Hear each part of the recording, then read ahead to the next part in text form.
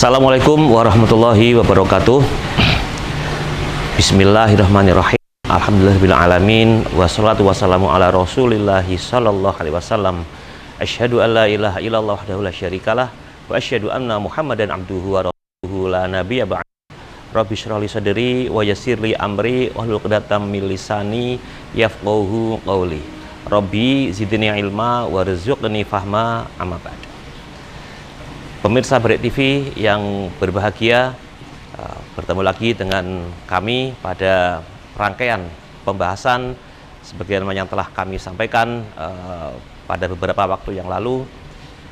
Pada pertemuan kedua ini kami akan membahas satu ayat yang senantiasa terangkai dan berangkai, yaitu aqimis sholah wa atuz zakah. Tunaikanlah oleh kalian sholat dan bayarkanlah oleh kalian zakat. Kata ini seringkali muncul dan kita temui di dalam Al-Quran.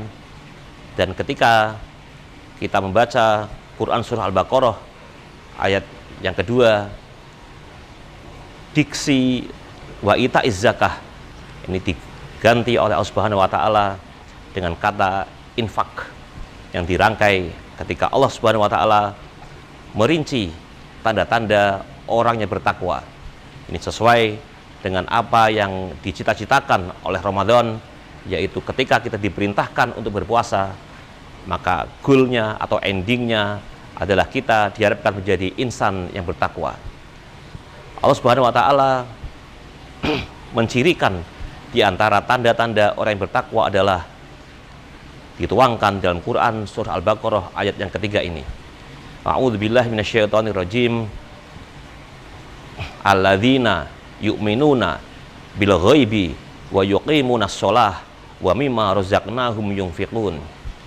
Tanda-tanda orang yang bertakwa diantaranya adalah percaya kepada hal yang gaib, kemudian mereka menunaikan sholat dan membayar sebagian rezeki dan membelanjakan sebagian rezekinya di jalan Allah Subhanahu wa Ta'ala dengan kata infak. Kata infak dan zakat senantiasa terangkai dan berangkai dengan perintah sholat. Artinya ketika kita sudah mampu untuk memenuhi haul dan nisab dari harta yang kita miliki, maka bayarkanlah zakat. Apabila kita belum sesuai haul dan nisabnya, maka kita mengeluarkan infak sesuai dengan batas kemampuan kita. Agama tentu tidak ingin memberatkan para pengikutnya, para pemeluknya, dan para penganutnya. Karena itu jatah untuk dikeluarkan zakat dan infak adalah 2,5%. Sedangkan sodakoh itu dibebaskan bagi kita kapan saja dan berapa saja kita bisa menunaikannya. Bagi mereka yang berkemampuan lebih, bisa berinfak lebih dari ketentuan, lebih bisa pula berinfak 10%, 20%, bahkan seluruh harta pun ketika Allah Subhanahu wa Ta'ala memanggil kita untuk berjihad fisabilillah bi amwalikum wa anfusikum. Ketika Allah memerintahkan kita untuk berjihad dengan jiwa, raga, dan harta benda, maka kita bisa meniru Abu Bakar As-Siddiq ketika Nabi Muhammad SAW ingin menghimpun kekuatan finansial para pengikutnya, maka Abu Bakar As-Siddiq, sahabat Nabi terkemuka ini, yang kemudian melanjutkan kepemimpinan kepresidenan setelah baginda Muhammad SAW wafat meninggalkan kita semua, maka beliau menafkahkan seluruh harta bendanya untuk berjuang di jalan Allah Subhanahu wa Ta'ala. Suatu kali ketika Khalifah Abu Bakar As-Siddiq dibaiat oleh kaum muslimin untuk dijadikan sebagai Amirul Mukminin, maka beliau menjumpai sebagian kaum muslimin enggan dan menolak untuk bayar zakat. Kemudian beliau yang terkenal santun dan lembut memerintahkan untuk memerangi setiap kaum muslimin yang enggan dan tidak mau membayar zakat dengan berbagai alasan. Di antara alasan yang sering dikemukakan oleh mereka yang enggan membayar zakat adalah berakhirnya masa kenabian, sehingga berakhir pula masa kewajiban untuk bayar zakat. Karena perintah untuk memerangi ini, sahabat Umar bin Khattab menghadap beliau, Khalifah Abu Bakar As-Siddiq. Beliau bertanya, "Wahai Khalifah, mengapa engkau memerintahkan untuk memerangi sebagian dari kaum muslimin yang enggan membayar zakat? Padahal engkau saksikan banyak di antara mereka yang senantiasa ikut sholat berjamaah, ikut menjadi makmum di mana engkau menjadi imamnya.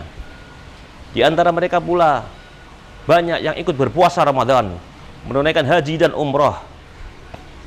Kemudian Khalifah Abu Bakar As-Siddiq menjawab dengan tegas, "Wahai Umar, sesungguhnya aku tak suka apabila ayat ini, aqimis sholah wa atuz zakah, dipisahkan satu sama lain. Mereka yang telah sholat di belakangku secara berjamaah tepat waktu adalah suatu kebaikan, dan kebaikannya adalah untuk mereka sendiri. Sementara kewajiban yang lain yang senantiasa berangkai, yaitu aqimis sholah wa atuz zakah, bayarkanlah oleh kalian zakat, itu kemaslahatannya juga untuk kaum muslimin.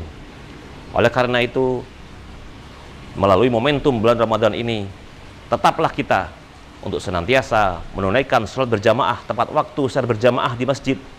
Dan pada saat yang sama, ketika kita diberikan kelonggaran rezeki, mari bayarkan zakat kita, karena tujuan zakat dan infak adalah membersihkan hati kita, juga membersihkan harta benda yang kita miliki.